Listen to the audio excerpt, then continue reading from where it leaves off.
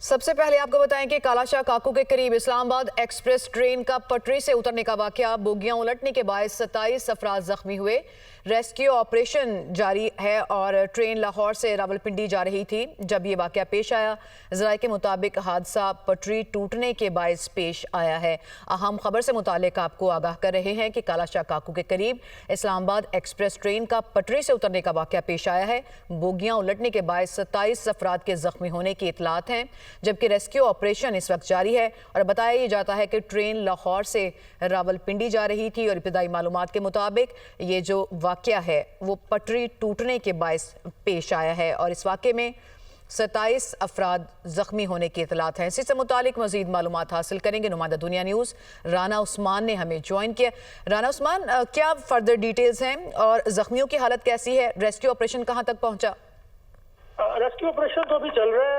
मजीद अंधेरे के बायस जख्मियों को तलाश किया जा रहा है और कुछ जख्मी जो है वो बोगियों के अंदर। राना उस्मान, आप हमारे साथ ही मौजूद रहिएगा। हनीफ अब्बासी वज़ीर रेलवे हमें ज्वाइन कर चुके हैं, उनकी तरफ हम जाएंगे। सर, बहुत शुक्रिया आपके कीमती वक्त के लिए। अफसोसनाक वाकया ये पेश आया है, आपको तो यकीनन मालूमात आप तक पहुंची होंगी, अगर आप इसकी वजूहात शेयर कर सकें और रेस्क्यू ऑपरेशन और जख्मियों की एग्जैक्ट तादाद से मुतालिक।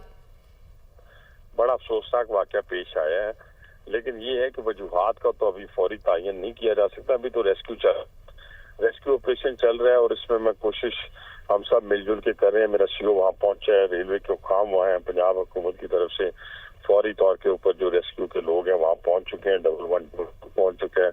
डॉक्टर्स हॉस्पिटल्स के अंदर जख्मियों को पहली प्रायोरिटी है कि वहाँ पहुंचाया जाए और अल्हम्दुलिल्लाह अभी तक तो यही इतलात हैं कि कोई मेन कैजुअलिटी नहीं हुई। कोई इतना बड़ा जिसे कहते हैं कि आप इस वक्त हम पैनिक ना ही फैलाएं तो बेहतर होगा। कोशिश ये करें कि हम फर्स्ट ऑफ ऑल रेस्क्यू करें सारे अपने पैसेंजर्स को। रेलवे जो है अपने पैसेंजर्स की तिब्बी इमदाद के लिए अपने तमाम लोगों को उन्होंने एक्टिव कर दिया है और हम कोशिश करेंगे कि उनकी बेहतरीन देखभाल की जाए, लुक आफ्टर किया जाए। ये हमारी जिम्मेदारी में शामिल है और इंशाल्लाह जो कोई इतला आएगी तो फिर मैं आप लोगों के साथ इन कांटेक्ट रहूंगा। इंशाल्लाह ताला ये रेस्क्यू ये हम बेहतर तरीके से करने में कामयाब होंगे। जी हनीफ साहब, आपने बिल्कुल बजा फरमाया कि पैनिक नहीं फैलाना चाहिए। हमारा भी यही पर्पस है कि पैनिक ना फैलाया जाए, लेकिन इन्फॉर्मेशन जरूर नाजरीन के साथ शेयर की जाए। वो मैंने आपको दी है। हनीफ साहब, हमारे पास जो इतलात है उसके मुताबिक जो ये हादसा है वो पटरी टूटने की वजह से पेश आया है, तो हमारा जो रेलवे का इंफ्रास्ट्रक्चर है उसके ऊपर सवाल तो उठाए जाते रहते हैं हमेशा से। तो मैं तो इंफ्रास्ट्रक्चर के ऊपर अभी भी कह रहा हूँ कि वो कभी भी नहीं कहा कि इस तरीके से नहीं हो सकता। उसके लिए भी हम तगदो कर रहे हैं कि हम नया ट्रैक बिछाएं, लेकिन इस वक्त जो फौरी तौर के ऊपर हादसे की वजूहात का मैं तयन नहीं कर सकता। लेकिन अगर जो भी होगा 8 दिन के लिए हमने इंक्वायरी का कह दिया कि जो भी कल्प्रिट होगा, देखिए हमारी इंस्पेक्शन होती हैं ट्रैक के ऊपर और ये अगर ट्रैक के ऊपर अगर वो इंस्पेक्शन करने वाले ने इंस्पेक्शन नहीं की और मतलब ये कि हर हफ्ते होती है, तो अगर उसकी कोई नेग्लिजेंसी होगी और अभी तो ये तय नहीं हुआ, मैं कबल उस वक्त बात कर रहा हूँ, लेकिन जो कुछ भी होगा वो 8 दिन की इंक्वायरी के अंदर पता चलेगा। लेकिन जो कल्प्रिट होगा वो सिर्फ ट्रांसफर पोस्टिंग नहीं होगी, बल्कि तयन होने के बाद अगर उसकी जिम्मेदारी उसने पूरी नहीं की तो वो जेल जाएगा। सही, ठीक हो गया। आप ये बता रहे हैं कि 8 दिन के अंदर इसकी इंक्वायरी मुकम्मल की जाएगी, जिम्मेदारों का तयन करके उनको जो भी उनकी रिस्पॉन्सिबिलिटी होगी फिक्स की जाएगी। हनीफ साहब, अगर आप कंफर्म कर सकें कि जख्मियों की तादाद कितनी है इस वक्त और कोई कैजुअलिटी तो इसमें नहीं हुई, और जख्मियों की अगर हालत से मुतालिक भी जो आपको अपडेट्स मिली हों अगर हमसे और नाजरीन से भी शेयर कर सकें। अभी कंफर्म जख्मियों की मैं तादाद तो नहीं बता सकता, लेकिन मैं आपके साथ राब्ते में रहूंगा इंशाल्लाह ताला। मैं कोशिश कर रहा हूँ कि हमारी पूरी टीमें जो है वहाँ पे जो पहुंची हुई है वो पहली प्रायोरिटी पे रेस्क्यू कर लें, गिनती बाद में कर लें। ये पहली प्रायोरिटी है हमारी। थैंक यू सो मच, बहुत शुक्रिया हनीफ अब्बासी साहब, आपने तमाम तर जो सूरत हाल थी, आपको जो अपडेट्स मिली हमसे शेयर की। राना उस्मान, नुमाइंदा दुनिया न्यूज़, हमारे साथ मौजूद हैं, उनकी तरफ चलेंगे। राना उस्मान, आप डिटेल्स बता रहे थे कि वाकया कब पेश आया, रेस्क्यू का ऑपरेशन इस वक्त आप क्या विटनेस कर रहे हैं मौके पे? एक तो हम कंफर्म करते हैं रेस्क्यू ज़राए के और पुलिस के मुताबिक 27 जख्मी जो हैं उनको रेस्क्यू कर लिया गया है।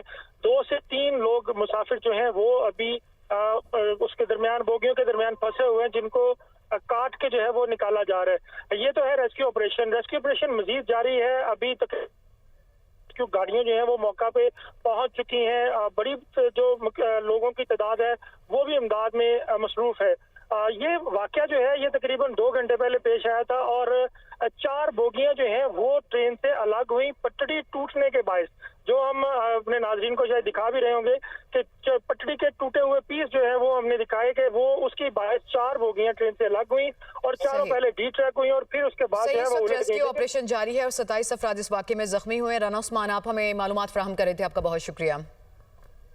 बिजली के फी यूनिट रेट में 7.41 रुपए कमी का मुस्तकबिल किया होगा। सनतकारों की जानिब से मौक़िफ़ देते हुए कहा गया कि 3 माह मुकम्मल होने के बाद हुकूमत ने सूरत हाल वाज़ेह नहीं की। रिलीफ अगर जारी है तो हुकूमत सूरत हाल को वाज़ेह करे। मज़ीद क्या डिटेल्स हैं इस खबर की जान लेते हैं। ब्यूरो चीफ इस्लामाबाद अदील वड़ाइच हमारे साथ मौजूद हैं। अदील, कहिएगा कि 3 माह मुकम्मल हो गए हैं, हुकूमत की जानिब से सूरत हाल वाज़ेह नहीं की गई।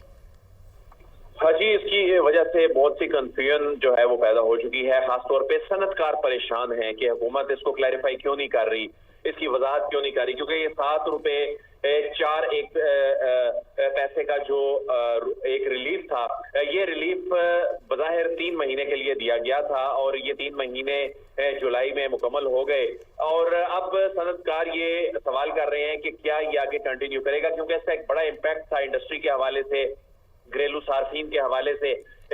तो हमारी पावर डिवीजन के हुकाम से बात हुई है, उन्होंने ये कहा है कि ये रिलीफ जो है ये आगे तक जाएगा, इसको आगे अक्टूबर नवंबर तक ले जाने का प्लान है और इसमें ये रिलीफ 7.41 रुपए तक तो नहीं लेकिन लगभग 7 रुपए तक ये है और ये क्यूमुलेटिव अमाउंट बनती है जिसमें जो एक बेस प्राइस है और एडजस्टमेंट्स हैं, सरचार्जेस हैं, उनकी कमी के बाद और टैक्सेस की कमी के बाद ये जो क्यूमुलेटिव प्राइस बनती है वो तकरीबन 7 रुपए के लगभग बनती है। यानी 7.41 रुपए की बजाय ये अब तकरीबन 7 रुपए तक आ चुका है, क्योंकि ये मुख्तलिफ चीजों का मजमुआ था उस वक्त भी और इसको आर्जी तौर पे एक इस रिलीफ को मुतारिफ करवाया गया था जो जुलाई में खत्म हो गया। लेकिन हुकूमत ये कह रही है कि ये आगे कंटिन्यू करेगा और ये मुख्तलिफ मद में है, किसी एक मद में नहीं है। इसमें बेस प्राइस भी है बिजली की जिसमें कमी हुई थी, जिसमें समाही एडजस्टमेंट है, इसमें सरचार्जेस हैं जिसमें कमी की गई है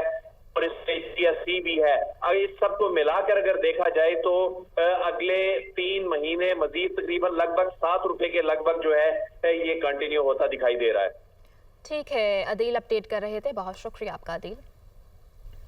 तहरीक तहफ़्फ़ुज़ आईन पाकिस्तान के तहत ऑल पार्टीज़ कॉन्फ्रेंस हुई। सीनियर सियासतदान मुस्तफ़ा नवाज खोकर ने एलामिया पेश किया। हाइब्रिड निज़ाम मुल्क से अपोजिशन का मुकम्मल खात्मा चाहता है। मुल्क की तमाम जमातों के दरमियान ग्रैंड मुज़ाकरात होने चाहिए। इस वक्त पाकिस्तान की तमाम जमातों में मिसाक़े जमहूरियत की ज़रूरत है। इंसानी हुकूक और पार्लिमानी जमहूरी निज़ाम मुकम्मल तबाह हो चुका है।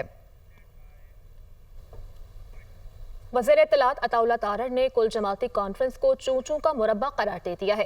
कहते हैं ये एक नाकाम कुल जमाती कॉन्फ्रेंस थी। ऑपोजिशन पार्टीज के पास कोई पॉलिसी नहीं। ये जहनी बीमारी का शिकार हो चुके ऑपोजिशन वाले अवाम को बेवकूफ़ नहीं बना सकते। इन लोगों को मुल्क की तरक्की हजम नहीं हो रही। ऑपोजिशन को आलमी सतह पर पाकिस्तान की बढ़ती पजीराई भी हजम नहीं हो रही। बानी PTI के दौर में दोस्त मुल्कों से ताल्लुकात खराब किए गए। हुकूमत और हक दो बलूचिस्तान तहरीक के दरमियान मुज़ाकरात कामयाब। मौलाना हिदायतुर रहमान का लाहौर में धरना ख़त्म करने का ऐलान। वज़ीर आज़म के मशीर राना सनाउल्लाह की मौलाना हिदायतुर रहमान और लियाकत बलोच के हमरा न्यूज़ कॉन्फ्रेंस कहा। वफूद ने 8 मुतालबात हमारे सामने रखे, हमारे दरमियान एक मुआहदा हुआ। बलूचिस्तान के हवाले से वज़ीर आज़म एक कमेटी तश्कील देंगे। कमेटी में बलूचिस्तान हुकूमत, वफाकी हुकूमत और सिक्योरिटी इदारों के नुमाइंदे शरीक होंगे। कमेटी बलूचिस्तान के मसाइल के हल के लिए तजावीज़ देगी। बानी PTI की बहन अलीमा खान का सोशल मीडिया पर पैगाम। कहती हैं कि कुछ दिन कबल सुलेमान और कासिम ने पाकिस्तानी वीज़े की दरख्वास्त दी है। वीज़े की दरख्वास्त लंदन में पाकिस्तानी हाई कमीशन को दी गई। सफ़ीर का कहना है कि वो वज़ारत दाखिला से मंजूरी के मुंतज़िर हैं। पाकिस्तानी हाई कमीशन का अलीमा खान के एक्स पर बयान से मुतालिक ला इल्मी का इजहार। वीज़े के लिए हाई कमीशन से राबते की ज़रूरत नहीं, तमाम प्रोसेस ऑनलाइन होता है। वीज़े के हवाले से तमाम दरख्वास्तें सीधा वज़ारत दाखिला को जाती हैं। पाकिस्तानी हाई कमीशन का ये मौक़िफ़ सामने आया है।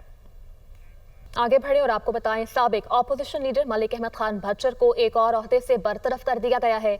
मलिक अहमद खान भच्चर को पंजाब असेंबली की कमेटी के चेयरमैन के ओहदे से बरतरफ किया गया।